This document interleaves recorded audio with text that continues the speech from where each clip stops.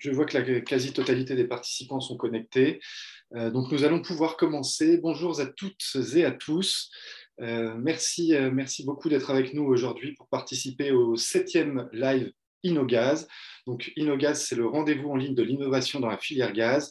C'est un rendez-vous qui a été institué par l'association Coenov, dont son président Bernard Olagne, présent ici même, va vous présenter tout à l'heure.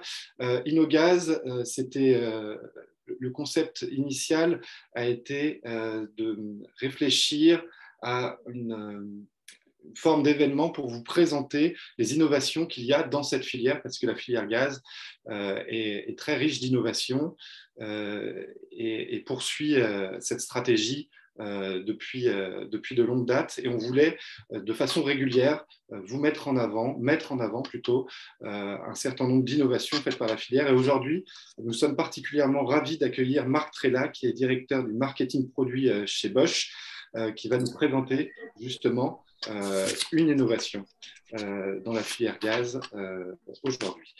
Bernard Olagne, je vais vous laisser la parole, mais tout d'abord, sachez pour le déroulé que vous pourrez prendre la parole une fois la présentation terminée. Donc Bernard Olagne va nous faire une introduction. Marc Trella va vous faire ensuite la présentation de l'innovation de Bosch et par la suite vous pourrez intervenir. Alors pour cela c'est très simple, vous pouvez le faire soit via un message sur le chat. Dans ce cas-là, je vous donnerai la parole. Il suffira d'ouvrir votre micro, de poser votre question, de bien refermer votre micro ensuite. Ou alors, vous nous faites un petit signe. Vous avez également l'icône lever la main. Donc, n'hésitez vraiment pas. Cet événement se terminera aux alentours de 11h45 midi, entre les deux, en fonction des questions-réponses. Bernard, je vous laisse la parole. D'accord, merci Simon. Bonjour à toutes et à tous et bienvenue donc pour ce 7e live InnoGaz.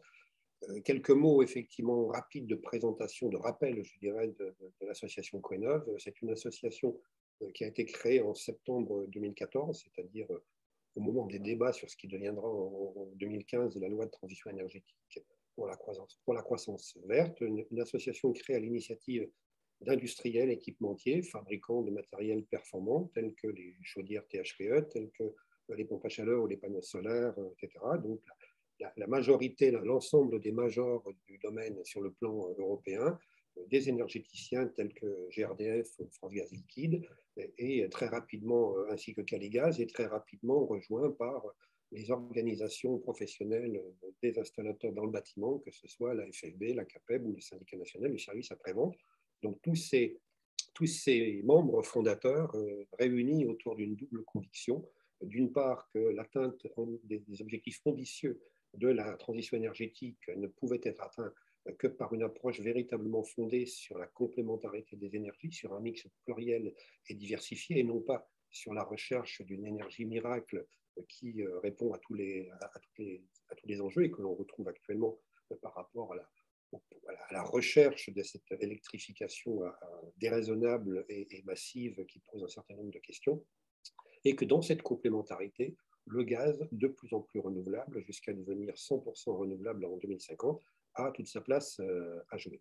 Pour faire connaître ces positions, participer au débat sur l'énergie, Coenov réalise des études, communique, répond à l'ensemble des contributions qui peuvent être demandées au niveau public, et puis organise des événements comme InnoGaz, comme le rappelait Simon, un événement InnoGaz plutôt centré sur la connaissance de l'innovation dans la filière gaz, puisque partie du constat que cette innovation n'était pas véritablement attribuée à la filière gaz, alors que c'est une erreur dans la mesure où la filière gaz innove en permanence et de manière extrêmement dynamique.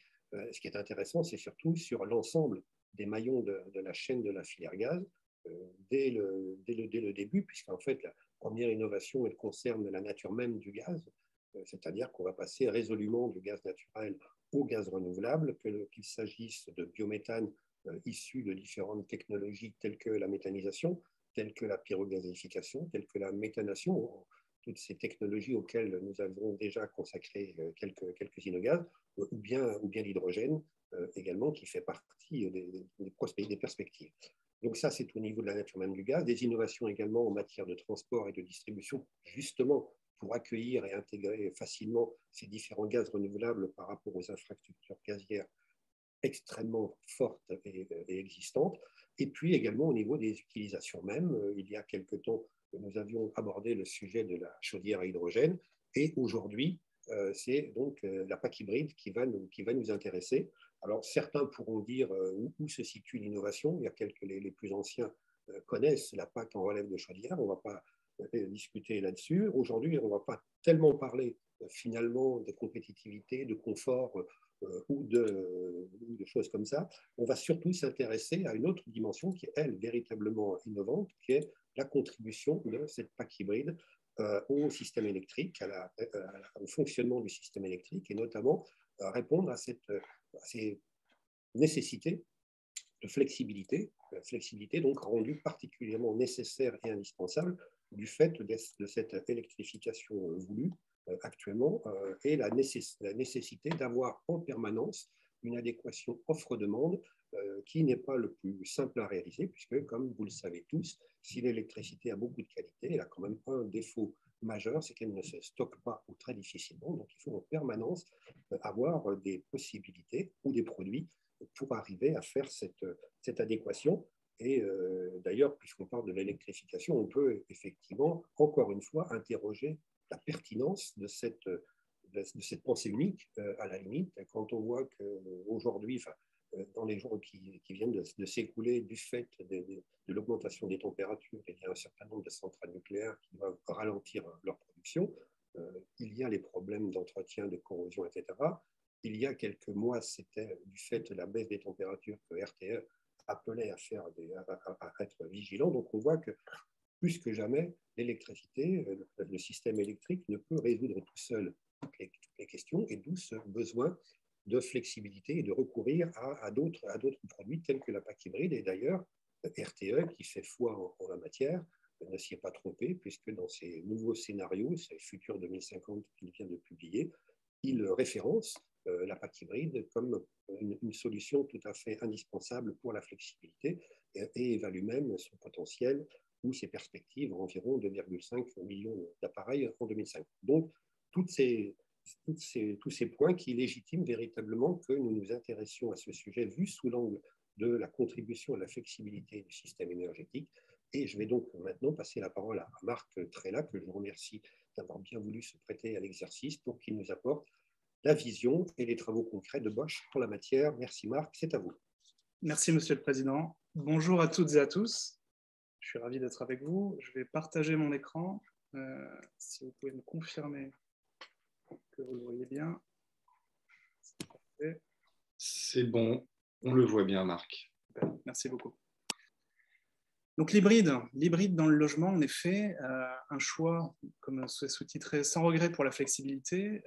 Ce que je m'apprête à faire, c'est un peu vous expliquer pourquoi est-ce qu'on parle de flexibilité dès maintenant, en fait, dès 2022, alors que c'est un sujet qui est abordé pour la politique énergétique long terme de la France.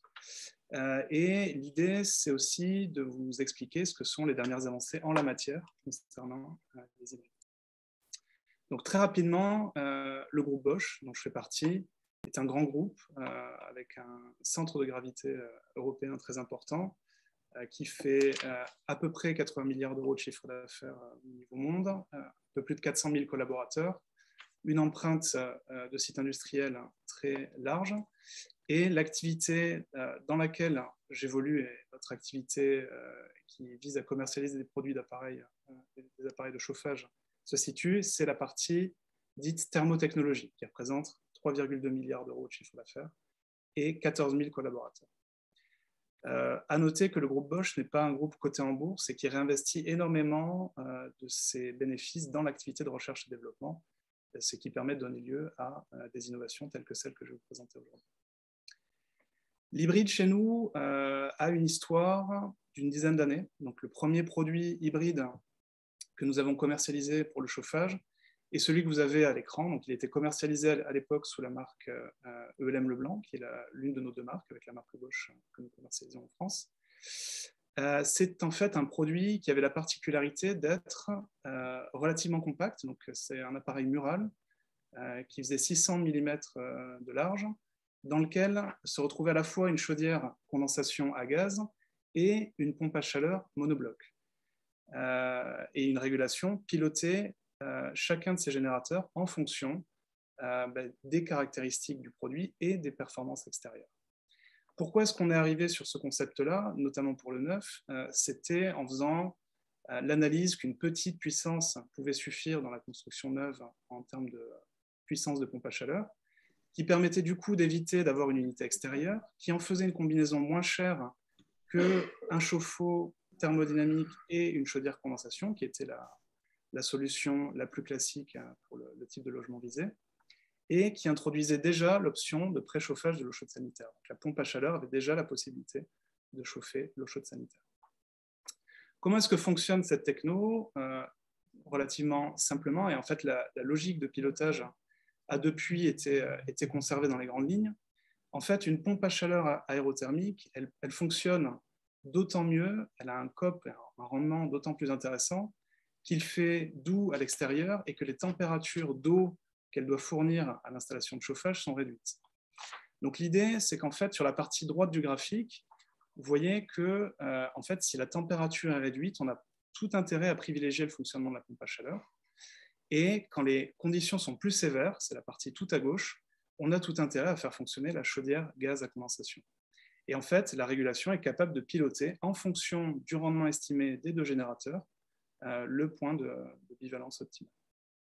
Donc ça, c'est un produit qu'on avait préparé pour la réglementation thermique 2012 à l'époque, qui a fait l'objet de 2 titres 5 et qui a également donné naissance à une marque NF Multi-Énergie, de façon à reconnaître les performances certifiées de cet appareil. Plus généralement, l'hybride demeure une technologie encore relativement méconnue. Ce qu'il faut avoir en tête, c'est qu'il y a à la fois des bénéfices pour les utilisateurs. Pour en citer quelques-uns, et peut-être le plus méconnu, en fait, c'est le prix d'achat. En fait, c'est un système hybride. Quand on se dit qu'on va en acheter un, on a assez facilement tendance à imaginer que ça va coûter au moins le prix d'une pompe à chaleur et peut-être un peu plus parce qu'il y a une chaudière également qui est intégrée à l'intérieur. Mais en fait, quand on regarde le prix des pompes à chaleur de forte puissance, qui sont à comparer avec les systèmes hybrides, eh bien, le prix d'achat de ces matériels-là augmente très rapidement avec la puissance qui est nécessaire à installer, notamment dans les logements fortement déperditifs. Donc, on se retrouve bien souvent avec une installation hybride qui, en fait, est moins chère à l'achat qu'une pompe à chaleur de forte puissance. Pour en citer quelques autres, les aides, c'est un produit qui est éligible aux mêmes aides que la pompe à chaleur et qui offre une sécurité vis-à-vis des énergies qui sont mises en œuvre, à la fois le gaz et l'électricité, qui peut du coup jongler sur ces deux sources d'énergie.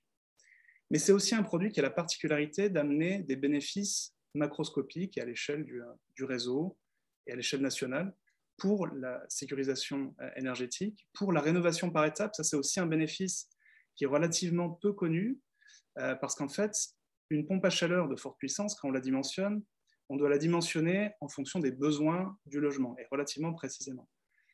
Une hybride, elle permet également d'anticiper une rénovation par étapes. C'est-à-dire que si j'ai un appareil qui tombe en panne, que je dois remplacer, qui est en fin de vie, je peux partir sur une hybride, faire de l'isolation, par exemple, renforcer par la suite, et je ne souffre pas d'un surdimensionnement de ma pompe à chaleur. C'est aussi un produit qui met en œuvre du coup différentes énergies renouvelables, donc à la fois les gaz verts évoqués par Monsieur le Président, et l'électricité, qu'elle soit verte, ou les sources de chaleur environnementale utilisées par les pompes à chaleur. Malheureusement, donc je le disais, c'est encore une technologie qui est méconnue. Les ventes annuelles, donc depuis que les statistiques existent, sont relativement faibles, en particulier comparées aux ventes des chaudières ou des pompes à chaleur. Et la problématique, c'est que si on veut arriver à développer une flexibilité suffisante, on va avoir besoin d'un parc plus important. Là, j'ai fait une petite analogie. Donc, on a un site qui se trouve en Bretagne. J'ai fait une petite analogie entre le fait d'atteindre la neutralité carbone et le fait de négocier une passe un peu compliquée. On est à peu près tous, je pense, convaincus qu'il faut atteindre la neutralité carbone en 2050, c'est notre cible à tous.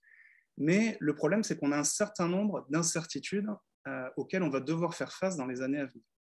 La première, et elle est documentée dans le rapport des scénarios de RTE, c'est le niveau de consommation. Donc on a une incertitude à la hausse ou à la baisse sur le niveau de consommation électrique qui sera réellement présent dans le bâti pour ce qui nous intéresse, mais à l'échelle nationale.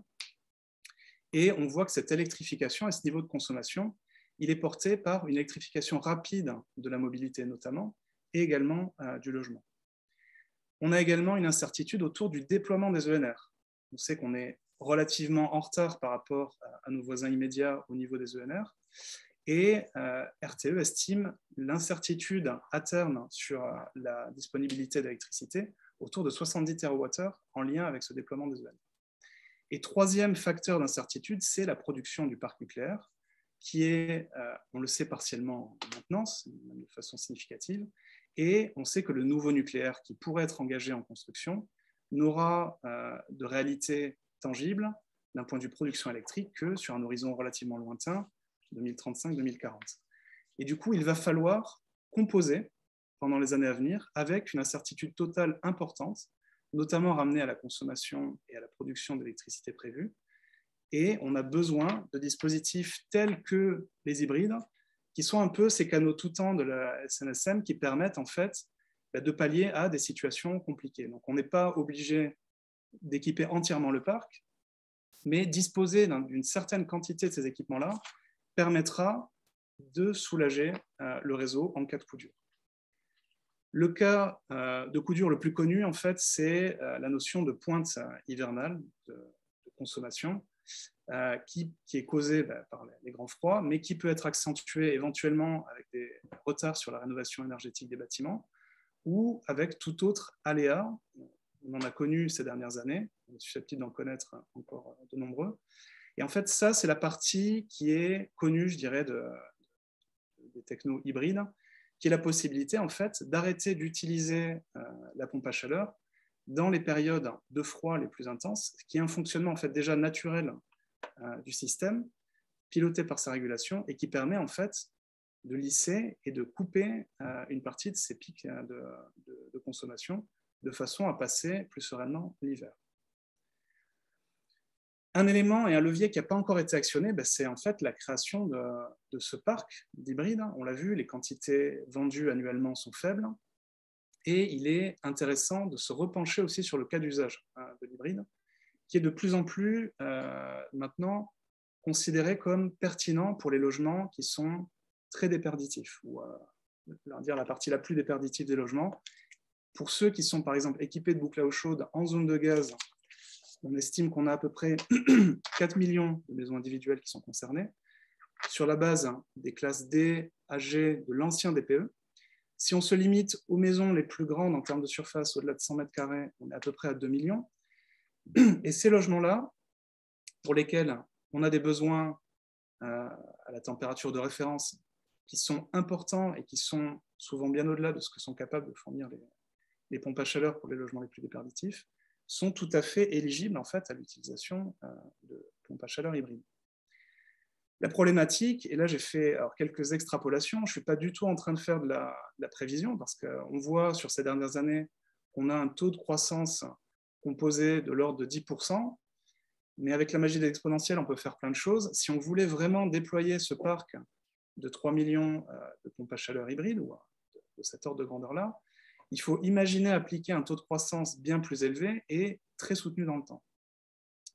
Ça, ce n'est pas quelque chose qui est nécessairement en marche aujourd'hui et sur lequel il faut que l'on se penche rapidement. Le produit que nous commercialisons actuellement, donc qui est la nouveauté que nous souhaitons présenter ici, en fait, reprend un certain nombre des bonnes pratiques et de l'expérience que nous avons acquise ces 10 dernières années sur la techno hybride. C'est notamment un système qui utilise une pompe à chaleur monobloc avec une chaudière installée à l'intérieur du logement. Alors, une pompe à chaleur monobloc, c'est tout simplement une pompe à chaleur qui fait circuler entre l'unité extérieure et l'unité intérieure, qui fait circuler de l'eau. Pourquoi est-ce que c'est intéressant? C'est parce qu'aussi l'enjeu avec ces systèmes hybrides, c'est de mobiliser notre base d'installateurs et toute la population que nous avons formée sur les technos de chaudière que nous commercialisons aujourd'hui, pour en fait que toute cette population-là soit également motrice dans le déploiement de ce parc hybride. Et en fait, moins on aura à manipuler de fluides frigorigènes et plus ce sera facile à déployer.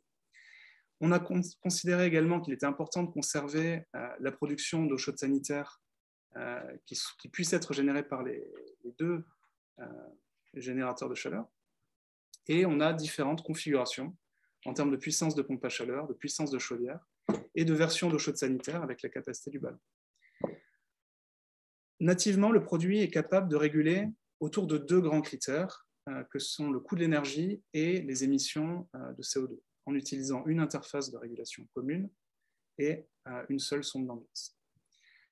Voilà. Et on a en plus, je dirais, l'expertise et la légitimité parce qu'on est en train de reprendre des générateurs qui ont fait leurs preuves également par le passé et qui font l'objet de performances très significatives. On le voit au travers du COP, de la pompe à chaleur notamment, ou de son efficacité saisonnière qui est proche de 200%, et des extensions de garantie qu'on est capable d'effectuer sur ce type de produit. Le groupe Bosch a également la volonté, pour permettre cette flexibilité, de connecter et en tout cas de rendre pilotable le plus d'équipements possible au sein de la maison. Ça se fait dans le cadre des appareils de génie climatique, comme on le voit avec les solutions hybrides, mais comme nous sommes également présents dans la vente de produits blancs, nous le faisons également sur les produits blancs, ainsi que pour la charge des véhicules électriques. Cette nécessité de rendre ces équipements pilotables amène également l'émergence d'acteurs, que sont les agrégateurs, qui ont intérêt et qui cherchent en fait à regrouper à la fois les consommations et les productions d'énergie sous forme de centrales virtuelles pour pouvoir en piloter le fonctionnement. Et tout ça se fait dans l'intérêt des opérateurs de réseau qui ont tout intérêt à chercher à stabiliser, comme on le disait, la production et la consommation électrique. Comment est-ce que c'est fait concrètement, ce pilotage? On le fait donc à l'interface entre la fourniture d'énergie et les équipements qui sont dans la maison, et autour essentiellement de trois grandes interfaces. La première qui est à droite, l'interface C, c'est le compteur intelligent. Si on veut être capable de documenter et de facturer éventuellement dans des périodes de variation du tarif et de façon à inciter en fait les utilisateurs également à rendre leur équipement pilotable, il faut disposer d'un compteur qui permet de faire cette métrique intelligente de l'énergie, et en tout cas différencier dans le temps en fonction des tarifs. Ça, c'est le prérequis. Et après, on a deux interfaces différentes qui existent pour piloter les appareils.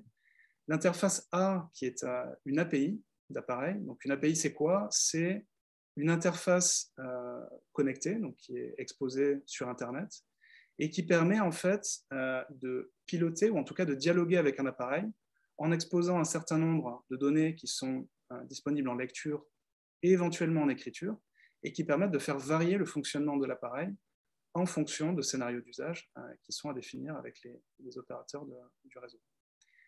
Deuxième interface, l'interface B, ça c'est l'interface physique. Elle est très similaire à une interface bien connue qui est le fil pilote en fait, et qui permet par exemple de déclencher le fonctionnement d'appareils électriques en heure creuse de façon à permettre des économies d'énergie, des économies financières et à utiliser une capacité de production électrique au moment où elle est disponible. En fait, on fait la même chose dans le cadre des hybrides avec un pilotage de la pompe à chaleur dans le système qui peut être directement piloté par le réseau et éventuellement même sans connexion à Internet. La flexibilité, l'exemple le plus classique ou le plus connu et le plus documenté, c'est celui de l'utilisation de prix variables de l'énergie et en fait la volonté d'essayer de décaler dans le temps une consommation d'énergie tout en remplissant un besoin qui est identique à celui qui était là initialement. C'est ce qu'on voit sur le graphe de droite. On voit une R sous la courbe en vert foncé, qui est le besoin initial, Et en fonction des niveaux de prix, on est capable de déplacer la consommation d'énergie de l'appareil de façon à réduire à la fois la facture d'énergie et la congestion sur le réseau électrique. Mais on va plus loin, et c'est vraiment le cœur de l'innovation qui est présentée ici, avec cette interface de type B que j'évoquais précédemment, donc cette interface physique qui ne requiert pas la connexion Internet de l'équipement, dans lequel on est capable d'activer différents modes. Le mode de base qui est activé, c'est celui très classique que j'ai pu exposer sur les produits que nous commercialisions déjà depuis longtemps, où en fait on va venir piloter la pompe à chaleur et la chaudière en fonction des conditions extérieures, à la fois de température extérieure, mais également de température d'eau qui est demandée à l'installation, qui augmente avec la baisse des températures extérieures, et éventuellement de la charge de la pompe à chaleur. Donc en fonction de tous ces paramètres-là, on évalue les performances de chacun des deux générateurs et on pilote le générateur le plus performant à l'instant T.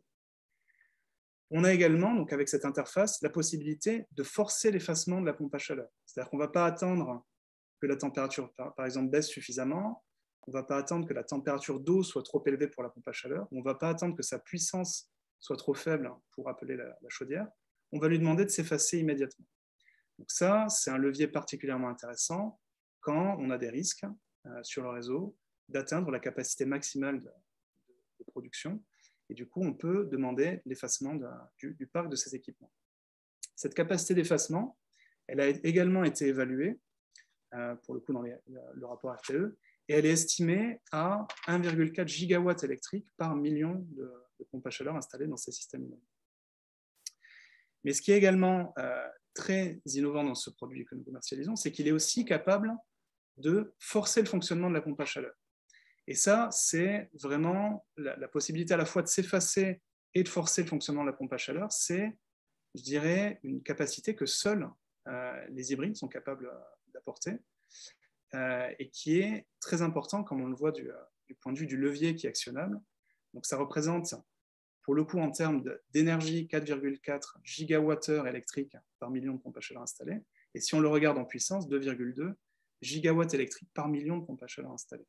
Donc on est sur un levier de stockage d'électricité en période d'intermittence. Donc là, on est en train de forcer en fait, l'utilisation de l'électricité quand le besoin n'était pas nécessairement là, mais que la production est là et qu'on peut valoriser l'électricité notamment renouvelable. On est capable de forcer le fonctionnement de cette pompe à chaleur électrique.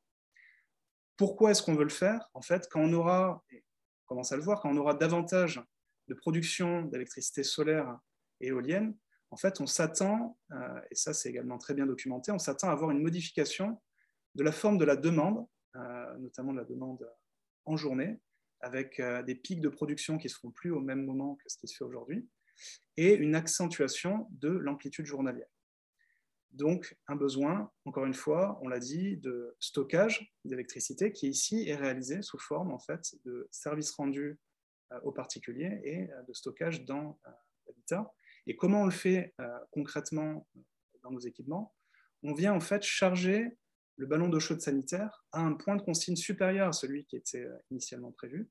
On vient forcer le fonctionnement de façon prioritaire en mode chauffage de la pompe à chaleur. Et on vient se permettre également de dépasser, mais dans un seuil contrôlé, les consignes de chauffage. En conclusion, cette technologie-là, elle est nécessaire. Pourquoi est-ce qu'elle est nécessaire? C'est que l'électrification rapide et le déploiement de nouvelles capacités qui tardent impliquent de repenser la flexibilité dès aujourd'hui. La flexibilité ne sera pas un besoin hypothétique pour 2050, mais c'est en fait dès maintenant un besoin impératif. L'hybride, au travers de la réponse à ce besoin, en fait, elle ouvre la porte à de nouvelles activités. J'ai parlé d'agrégateurs, j'ai parlé d'opérateurs de réseau qui ont besoin d'actionner de nouvelles capacités chez les particuliers. En fait, ça développe un certain nombre de business models qui n'existaient pas forcément aujourd'hui. Elles permettent également de transformer les usagers en contributeurs actifs à l'équipe du réseau. C'est important de se dire que chacun peut aussi devenir un acteur de la stabilisation de la pointe de consommation. Et enfin, ça c'est vraiment quelque chose qui était inconnu aujourd'hui, c'est que l'hybride, elle permet certes l'effacement, c'est une caractéristique connue, mais elle permet aussi le stockage d'électricité. Donc ça c'est un point sur lequel il sera important d'insister. Voilà, j'en ai terminé. Si vous avez des questions, c'est le moment. Merci beaucoup. Merci beaucoup, Marc, pour cette présentation très claire. On a déjà plusieurs demandes de prise de parole. Je rappelle simplement à chacun et chacune, pour prendre la parole, soit vous mettez votre question dans le chat, ou vous pouvez aussi cliquer sur la petite icône en bas de votre écran réaction, levez la main. Et dans ce cas-là, nous vous donnerons la parole. Alors, je vois que David Bonnet a fait pas mal de commentaires et il y avait des questions également. Est-ce que, Monsieur Bonnet, vous souhaitez poser votre question? Est-ce que vous pouvez poser votre question en activant votre micro? Oui, est-ce qu'il est activé? Oui, tout à fait, on vous entend, Monsieur Bonnet, c'est à vous. Il y avait plusieurs points et le dernier était surtout qu'il y a forcément un besoin de solutions qui soient des solutions bi-énergie, au moins pour les 10 à 15 ans à venir, pour pouvoir effectivement gérer de manière concrète et efficace les pointes électriques. Ces pointes électriques, par contre, se produisent à des températures extérieures relativement basses.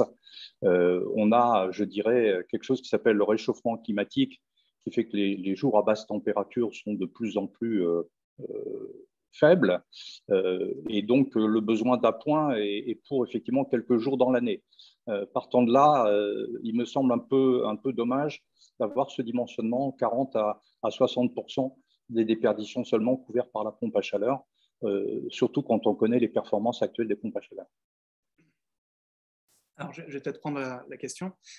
Un premier élément, c'est déjà, certes, on parle de changement climatique plus que de réchauffement, et le rapport du GIEC nous explique plusieurs choses. Il explique aussi que, certes, on assiste à un réchauffement, mais on assiste aussi à une variabilité beaucoup plus forte et des aléas climatiques à venir qui, en termes de fréquence et d'intensité, vont être de plus en plus importants.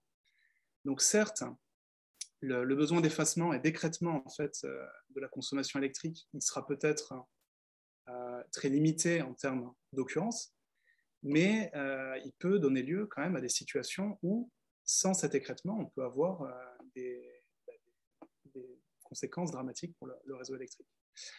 Après, sur l'aspect du dimensionnement, donc on a en effet encore des discussions, pour être tout à fait honnête sur le dimensionnement, puisque, on va dire, les deux freins au déploiement de la technologie, à mon sens, sont encore le déficit de connaissance des bénéfices pour les clients finaux et à l'échelle macroscopique. Et c'est aussi la clarté sur le dimensionnement des pompes à chaleur dans les systèmes hybrides. Une proposition a été faite entre Uniclimat et l'AFPAC qui est aujourd'hui en discussion. Mais voilà, on est bien conscient que le sujet du dimensionnement est encore un sujet à faire avancer. Oui, et c'est surtout un sujet qui peut faire que les pouvoirs publics décident de ne pas apporter d'aide au pack hybride, ce qui serait quand même une sacrée pénalisation.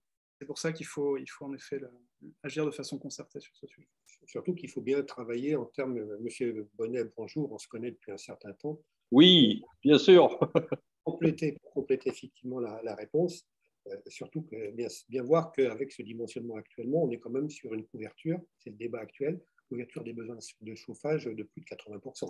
Donc, il faut bien intégrer ça. Et j'en profite également pour revenir sur le sujet. Quand vous parlez effectivement de cette pointe électrique qui devrait diminuer, je ne vais pas rebondir sur ce que vient de dire Marc, est-ce qu'on parle plutôt de dérèglement climatique que de réchauffement climatique, avec effectivement des grandes périodes. Et puis, RTE, d'ailleurs, dans son scénario, a mis en avant effectivement la notion de pointe nette, qui est effectivement liée d'une part à la pointe brute liée à la baisse des températures, mais aussi aux aléas liés à la production électrique, notamment de manière renouvelable.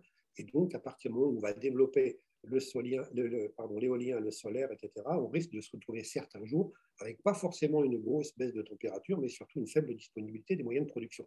Donc, je veux dire, tout ceci, et ce n'est pas uniquement nous qui le disons, l'AIE d'ailleurs également le pointe, le vrai enjeu de cette électrification, c'est la flexibilité nécessaire du système électrique qui va devenir de plus en plus prégnante.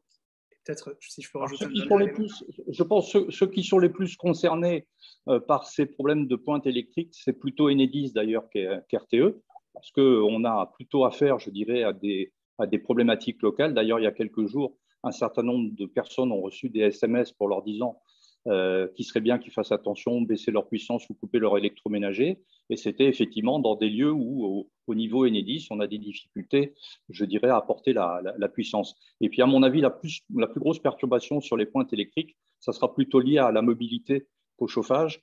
Et voilà, donc ce n'est pas nous qui allons le résoudre, ce point-là. Merci, M. Bonnet. Je vais laisser Marc Trella qui voulait compléter, et puis après, on a d'autres questions. Oui, bien sûr. Bonne journée. Ce que je voulais juste ajouter en termes d'éléments, c'est qu'on réserve bien la technologie hybride à un cas d'usage précis, qui sont en fait les maisons très déperditives à rénover, qui ont des consommations et des besoins en fait importants. Et on n'est pas du tout en train de pousser cette technologie de façon hégémonique sur toutes les cibles non plus. On est vraiment sur le domaine où la techno est la plus pertinente. Alors ensuite, on a une question de Guillaume Fournel de la Commission de régulation de l'énergie. Monsieur Fournel, est-ce que vous voulez la poser? Oui, bonjour, merci. J'avais deux questions. Effectivement, je voulais savoir dans quelle mesure vous travaillez avec Enedis sur l'asservissement des packs hybrides au compteur Linky. Ça, c'est le premier point. Et le deuxième point, c'est une question sur la rentabilité des packs hybrides pour les consommateurs, sachant que les packs hybrides nécessitent de payer 2 abonnements électricité et gaz, et que donc, voilà, ça peut avoir un impact sur la rentabilité des packs. Mais j'ai du mal à l'apprécier plus précisément. Ok. Alors sur la première question, donc à date, en fait, c'est un produit qui est tout nouveau, que nous commençons à commercialiser. Et l'enjeu pour nous, c'est de constituer un parc, en fait. Parce qu'à date, je dirais le levier est encore tout à fait négligeable.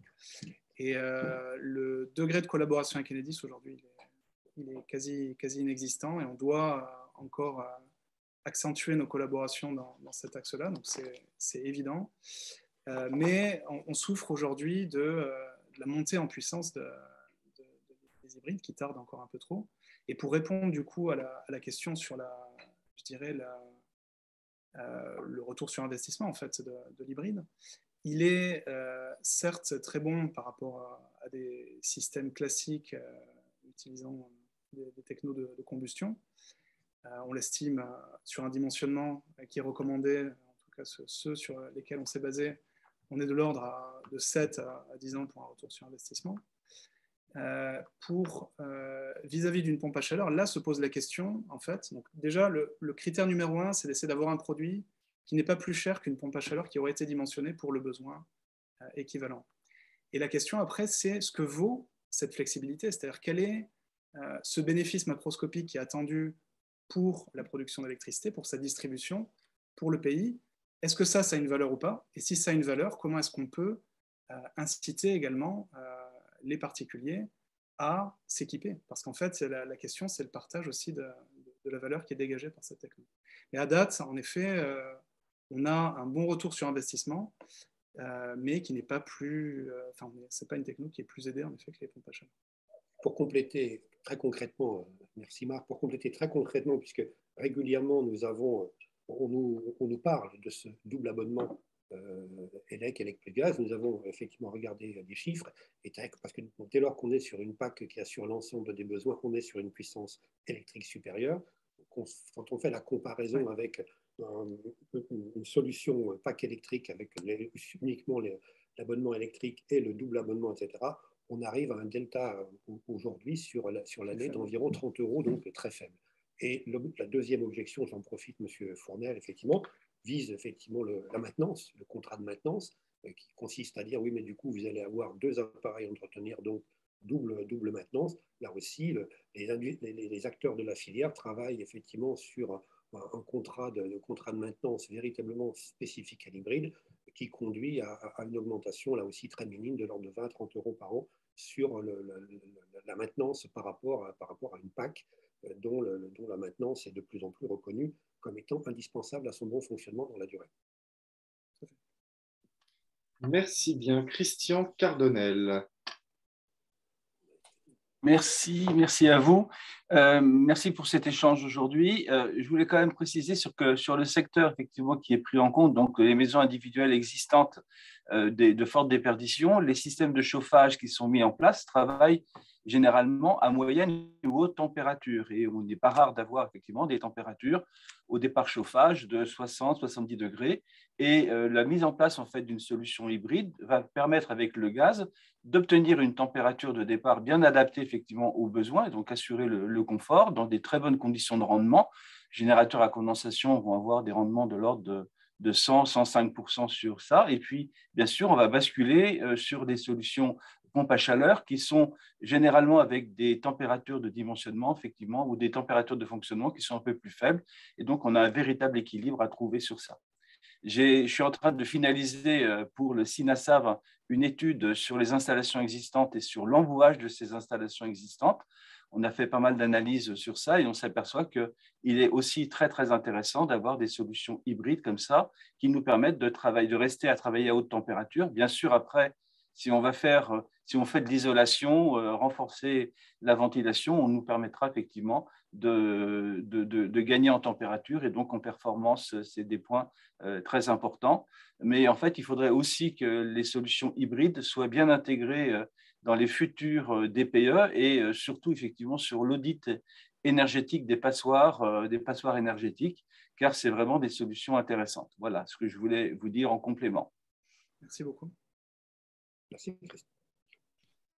On a une question d'Henri Janet sur la commercialisation. Comment commercialisez-vous votre produit? Alors, comment on le commercialise? À travers un réseau de distributeurs et d'installateurs. On ne fait pas de vente directe. On a voilà, cette filière que j'évoquais, qu'on mobilise autour de la technologie également, que l'on forme. Après, on a la possibilité également de recommander différents installateurs en fonction du lieu d'habitation des personnes. Donc, il ne faut pas hésiter à nous contacter si on a des auditeurs qui sont intéressés. Voilà, et on commercialise sur tout le territoire français. Vous commercialisez sous la marque ELM Leblanc? Celui-ci sous la marque Bosch. C'est un produit Bosch. Sous la marque Bosch. Parce qu'actuellement, à ma connaissance, ni Total Energy, ni Easy, ni EDF Énergie Nouvelle, ni Engie ne proposent la solution de la PAC hybride.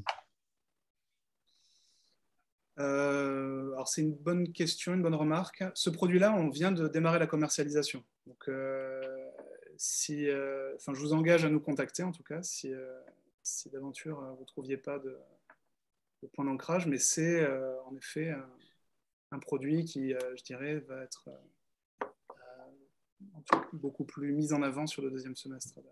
Et ce qu'il faut savoir en complément, c'est que l'association des professionnels du gaz, l'association PG, a créé une mention PAC hybride à destination des installateurs PG. Il y en a 14 000 ou 15 000 en France actuellement, pour justement identifier les installateurs professionnels gaz qui se forment et qui proposent la PAC hybride. De mémoire, je dirais qu'actuellement, ils sont d'ores et déjà autour de 3 000 environ. Donc, ça montre également toute la volonté, par rapport à ce que disait Marc, effectivement, que nous avons de renforcer la connaissance de ce produit, que ce soit au niveau des installateurs, que ce soit au niveau des consommateurs. Nous avons une question d'Emmanuel Kahn de GRDF. Vous annoncez une régulation sur les émissions de CO2. De quoi s'agit-il? Donc, c'est une régulation qui, en fait, fonctionne comme ce qu'on pouvait avoir sur la partie énergie primaire ou sur la partie coût de l'énergie.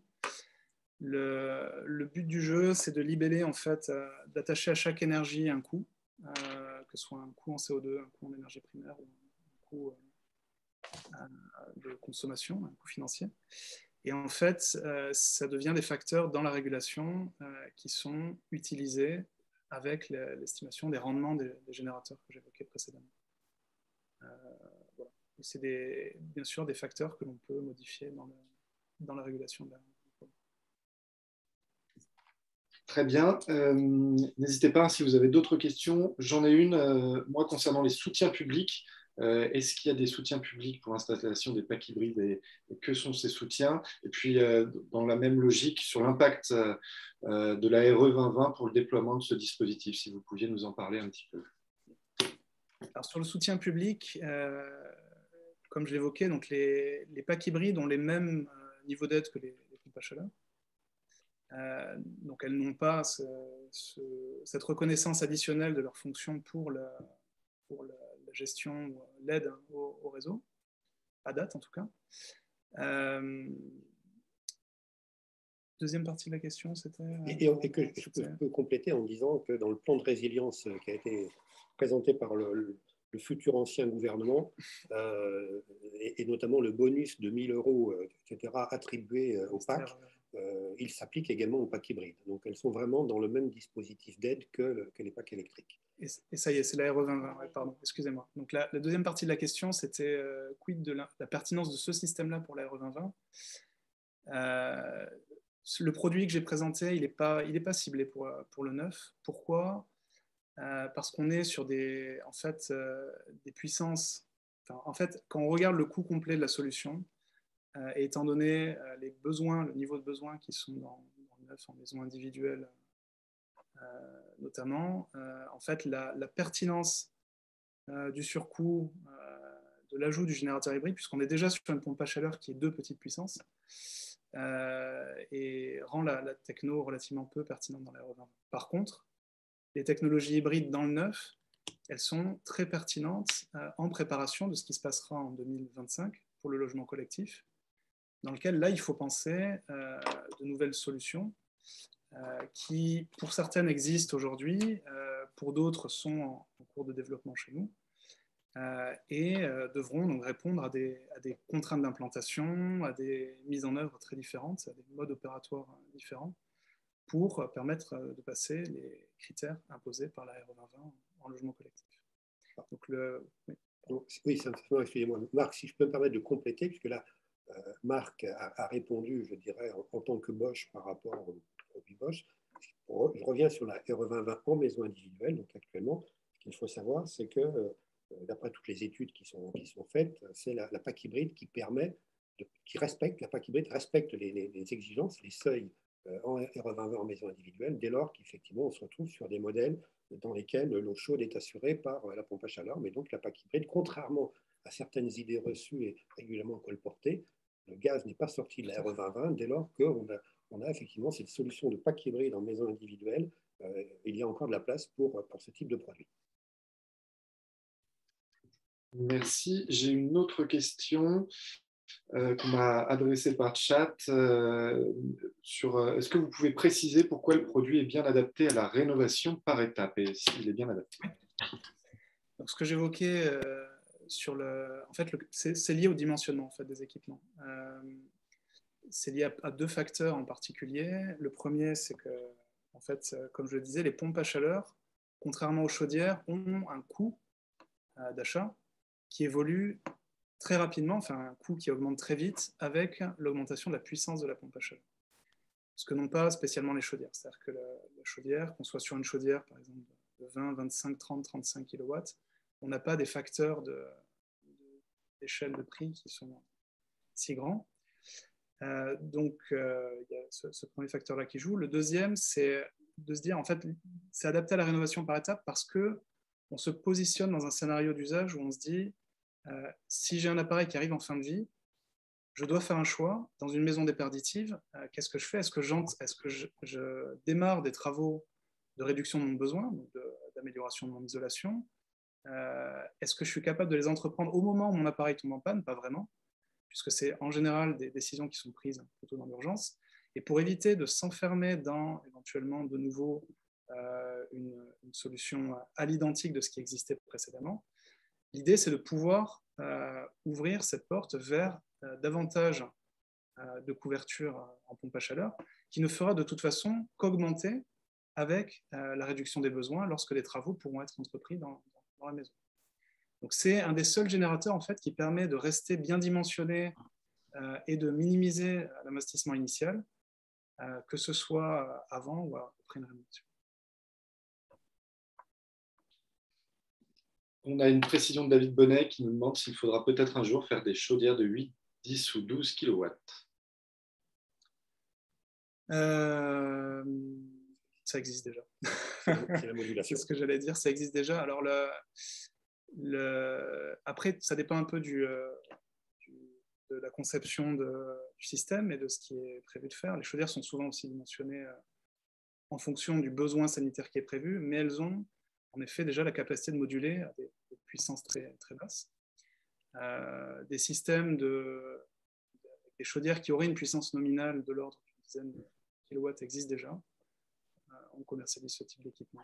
Il n'y a pas de limite particulière et on pourrait en effet imaginer sur le long cours une baisse de cette puissance en lien avec la baisse des besoins.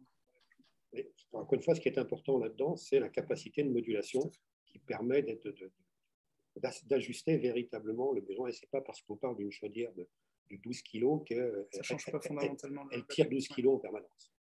Et même la puissance minimale ne change pas nécessairement beaucoup en fonction de la puissance maximale. Et comme le rappelait Marc, et en plus au niveau du prix. Merci, messieurs. Je vois que l'heure tourne.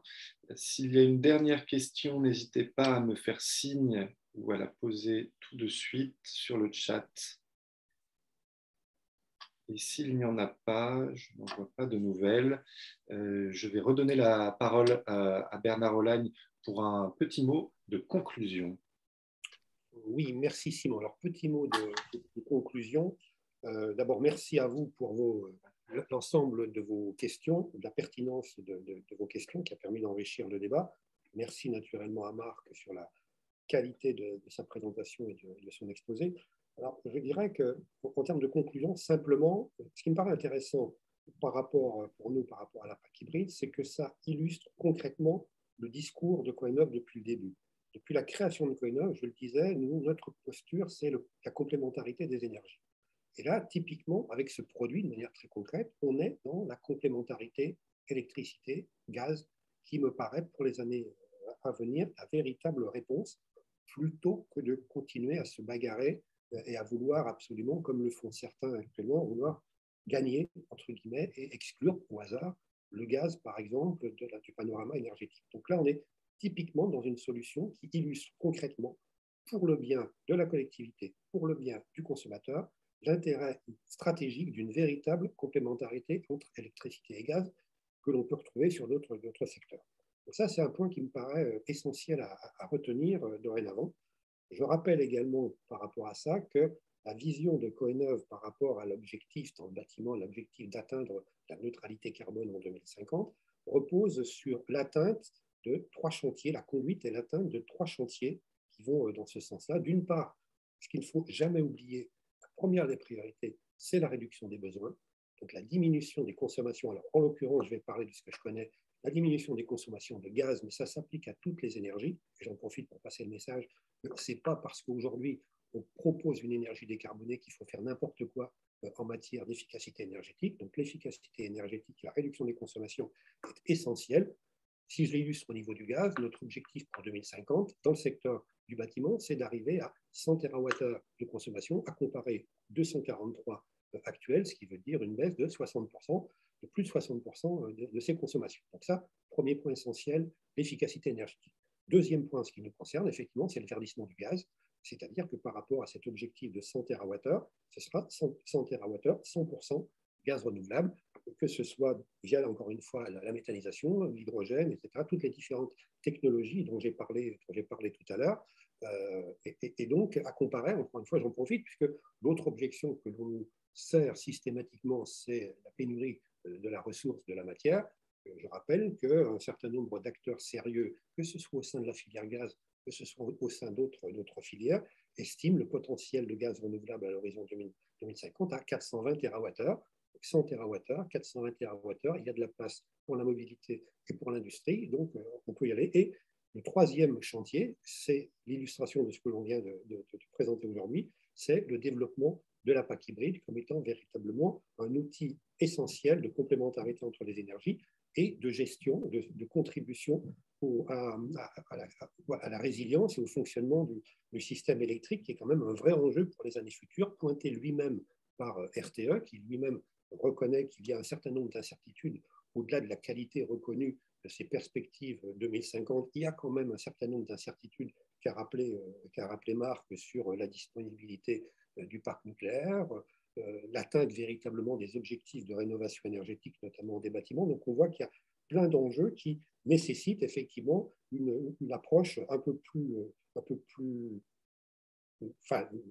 globale, un peu plus partagée, suivant le bon vieil adage, ne pas mettre tous ses œufs dans le même panier. Et donc, nous sommes persuadés qu'il y a là, en s'appuyant sur l'ensemble des qualités de la partie gaz, que ce soit en termes de verdissement du gaz, en décarbonation, que ce soit en termes d'infrastructures gazières existantes qui vont permettre de limiter les coûts de réinvestissement, qui nous paraît tout à fait pertinent.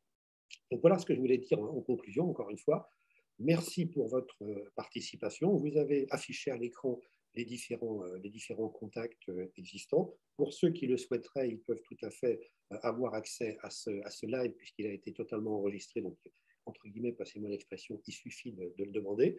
Il me reste maintenant à vous donner rendez-vous pour le 8e live InnoGaz qui se tiendra dans quelques mois sur un sujet d'innovation de la filière gaz qui remontera peut-être sur d'autres maillons de la chaîne comme je le citais. Merci encore à vous. Merci encore Marc pour cet exposé. Merci. Et bonne continuation à vous et à bientôt.